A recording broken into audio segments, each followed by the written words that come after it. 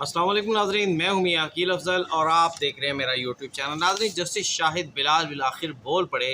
उनका कहना ये था कि मेरा दिल कहता है कि इमरान खान की दरख्वास्त को खारिज करूं और जुर्माना कर दूं।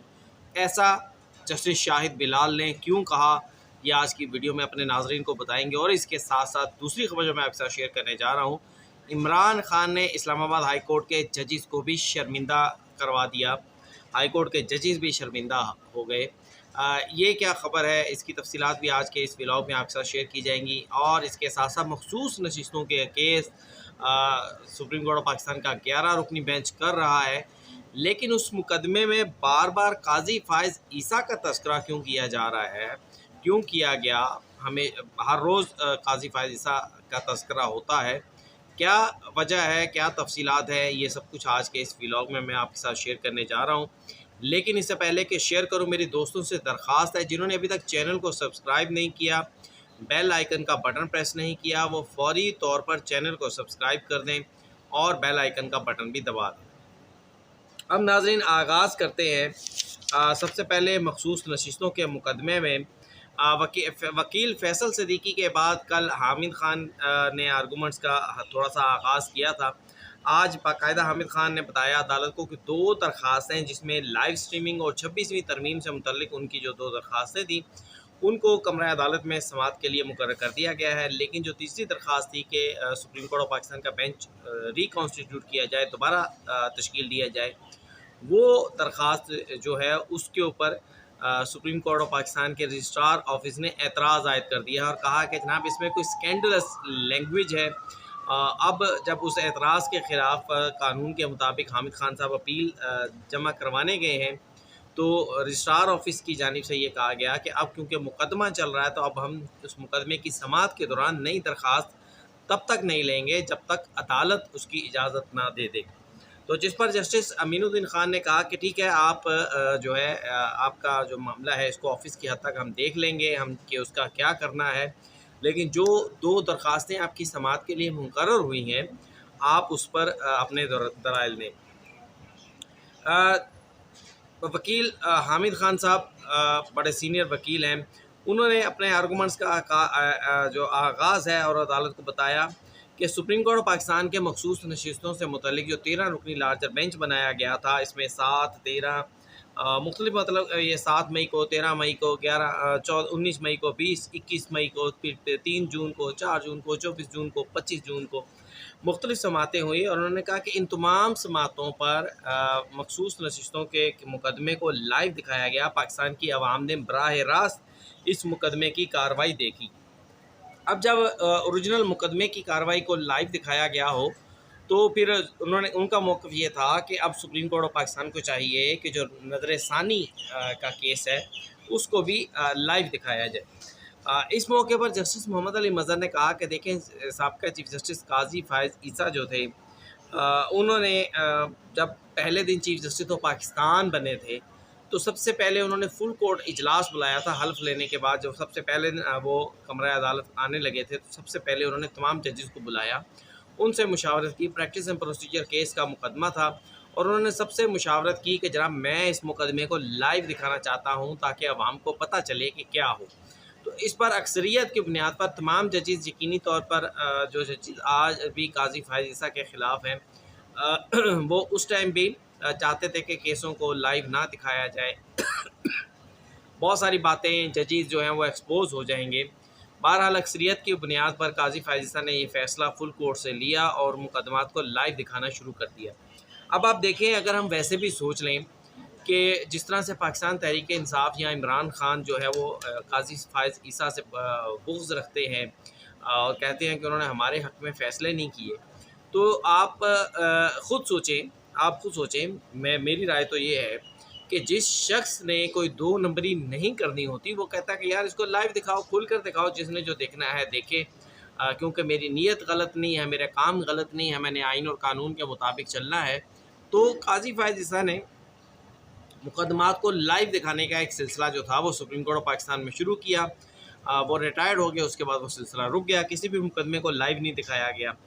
तो मोहम्मद अली मज़हर साहब ने कहा कि जनाब, काजी फायज़ ईसा के के बाद जो थी एक कमेटी भी बनाई गई, मोहम्मद अली मज़हर साहब शामिल थे। और अतर मनीला साहब शामिल थे। उस कमेटी ने अपनी रिपोर्ट भी दे दी। पायलट प्रोजेक्ट जो था वो सुप्रीम कोर्ट ऑफ पाकिस्तान के कमरा अदालत नंबर 1 से काजी फाजिसा की अदालत से शुरू किया गया, लेकिन आज तक उसके ऊपर कोई फ़ाइनल फ़ैसला नहीं किया गया। हामिद खान ने कहा कि जनाब हम लाइव दिखाने की जो है इस सुप्रीम कोर्ट ऑफ पाकिस्तान बहुत सारे मुकदमात को लाइव दिखा चुकी है, इसलिए ये कोई पहली प्रेसिडेंट नहीं है कि उसको लाइव दिखाना या नहीं दिखाना। सुप्रीम कोर्ट में अब ये सवाल डिस्कस नहीं किया जा सकता कि आया सुप्रीम कोर्ट की कोई भी अदालती कार्रवाई लाइव हो सकती है या नहीं हो सकती। जस्टिस अमीनुद्दीन खान साहब और जो दीगर बेंच के मेंबरान थे, मुझे ऐसा महसूस हुआ कि शायद दरख्वास्त मुकदमात को लाइव दिखाने की जो दरख्वास्त है, इन दरख्वास्तों को वो शायद मंजूर हो जाए, क्योंकि अक्सर जजेज़ ने मुझे ऐसा महसूस हुआ कि वो हामिद खान साहब के इस मौक़िफ़ से कि जो है वो हमायत में चलेंगे। जस्टिस अमीनुद्दीन खान ने भी कहा कि लाइव स्ट्रीमिंग की इस दरख्वास्त जो है इसको हम देखेंगे, इसका जायज़ा लेंगे और फिर इसके ऊपर फ़ैसला करेंगे।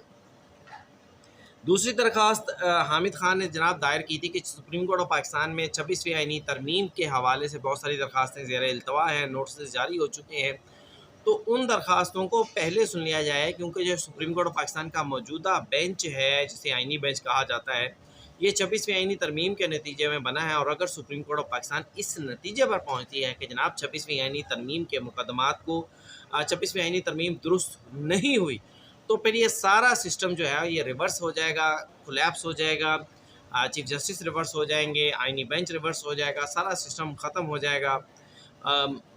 मंसूर अली शाह साहब फिर यकीनी तौर पर चीफ जस्टिस बनते हैं अगर 26वीं आइनी तरमीम का मुकम्मल तौर पर उड़ा दिया जाता है। तो उनका मौक़िफ़ ये था कि जनाब सुप्रीम कोर्ट ऑफ पाकिस्तान को पहले 26वीं आइनी तरमीम से मुतल्लिक जो दरख्वास्तें हैं उनका फ़ैसला करना चाहिए। फिर उन्होंने कहा कि जनाब सभी इन दरख्वास्तों को इस केस को जो है वो साइड में कर दिया जाए।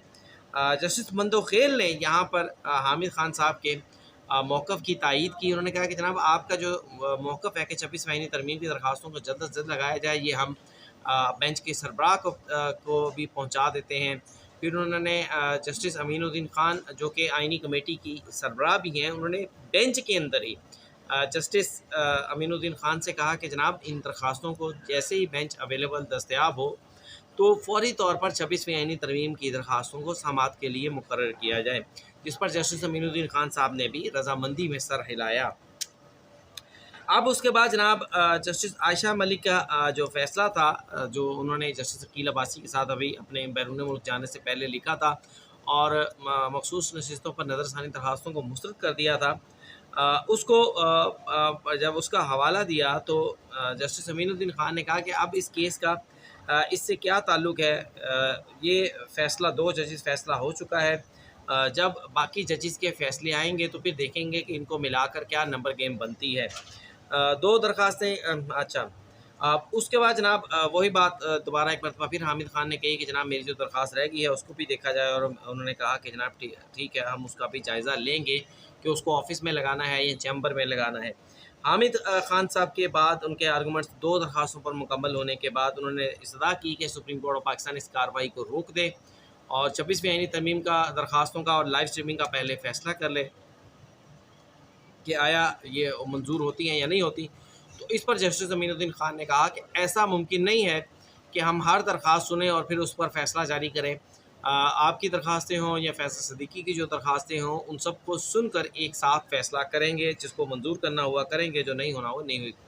हामिद खान साहब के बाद मखदूम अली खान उसके जवाब में आए, जो कि उनका मौक़िफ़ ये था कि जनाब सुप्रीम कोर्ट ऑफ पाकिस्तान में इतनी दरख्वास्तें दायर की गई हैं, अभी तक जो है वो बुनियादी तौर पर उन्होंने वही बातें की कि जनाब सुप्रीम कोर्ट ऑफ पाकिस्तान में 26वीं आइनी तरमीम के मुकदमे पर बात की। उन्होंने इसके अलावा जो है लाइव स्ट्रीमिंग पर बात की, फुल कोर्ट की बात की, जस्टिस आयशा मलिक के मुकदमे को शामिल करने की बात की।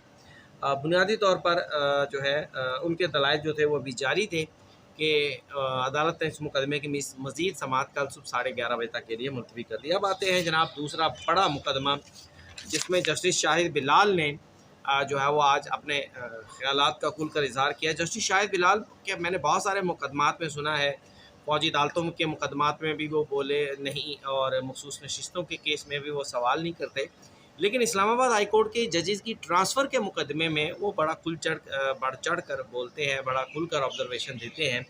आज भी उन्होंने ऑब्जर्वेशन दी। इमरान खान के वकील, बानी पीटीआई के वकील जो हैं अदरीस अशरफ साहब, उनके आर्गूमेंट जारी थे। उनका कहना ये था कि ट्रांसफ़र जो है वो मुस्तकिल नहीं हो सकती और बुरी वक्त के लिए होती है, अपनी नौयत का मुनफरद मुकदमा है। हाई कोर्ट में अब दो तरह के जजेस हैं, एक ट्रांसफ़र होने वाले जजेस और एक ओरिजिनल जजेस। 18वीं तरमीम में अच्छा, उसके बाद जनाब उन्होंने अदरीस अशरफ साहब ने कहा कि जनाब हाई कोर्ट के जजेस को जो है वो ट्रांसफ़र होने वालों को इजाफी पर्क्स मिलते हैं। इस पर जस्टिस मोहम्मद अली मदन ने सवाल किया। उन्होंने कहा कि किस किस्म के पर्क्स मिलते हैं, हमें भी वो बता दें।